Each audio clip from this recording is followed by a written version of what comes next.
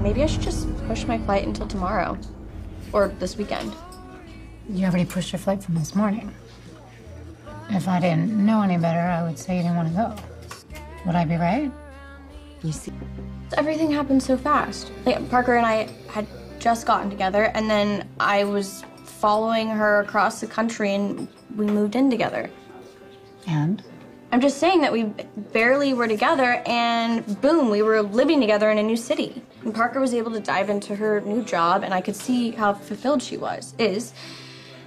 And, you know, she has a job that she loves, friends with the faculty members, it's a full life. That's good for her. But what about your life? Well, I've been pretty lonely, actually. It's a lot more difficult to make friends in a new city than I realized, and I just feel like I'm lost. Kristina, that's okay. You can just relocate to somewhere that's good for the both of you. I brought that up to her, but she's transferred to 3 schools in 3 years. It would look bad if she moved again. Plus, she inherited her parents' house, and she's happy there. On top of all of that, she's probably on a 10-year track. Did you just hear yourself? She. It's all about Parker. Seems like you're the one who's doing the sacrificing. I love her, and she loves me, but maybe love isn't enough. You know what? Then come back. Come home. Have you forgotten how it was when I left? Mom told me moving to Eugene would be a huge mistake and that I'd regret giving up my life for Parker's. If I came back with my tail between my legs, she'd feel justified for fighting our relationship. And then I'd just be the colossal failure she thought I was. No. Don't ever say that. Don't say that about yourself. Mom doesn't think that. Nobody does. And I sure as hell hope that you don't think that either.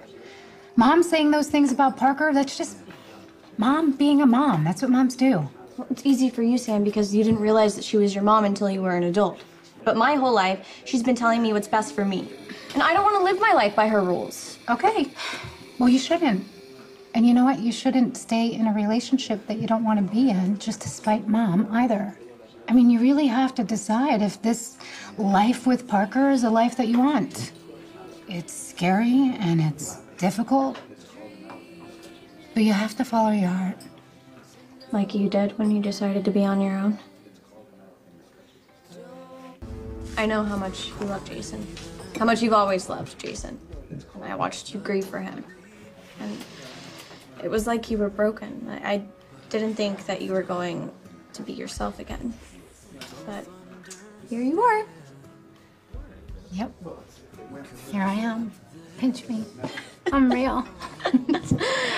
It's like you're the sister that I recognize. Like, oh, there she is. Like, Sam, strong, kick-ass, like, makes her own decisions, lives her own life. Like, how did you do that? It wasn't easy. I had to be honest with myself and the people that I love. It sounds simple, but it's not.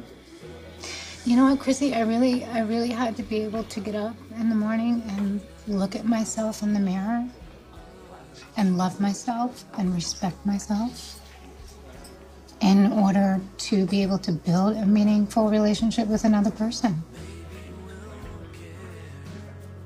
You gonna turn? We've reached the point of no return. You're either going to the airport and getting on that plane, or you're staying here. You have to make a decision. I want to move home to Port Charles, but I owe it to Parker to tell her in person.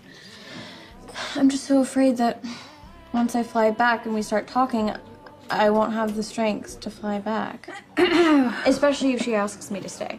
Will you look at that? There is an available seat on your flight. You'd fly back with me for moral support?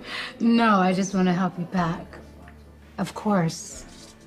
You are my sister, and I will always have your back.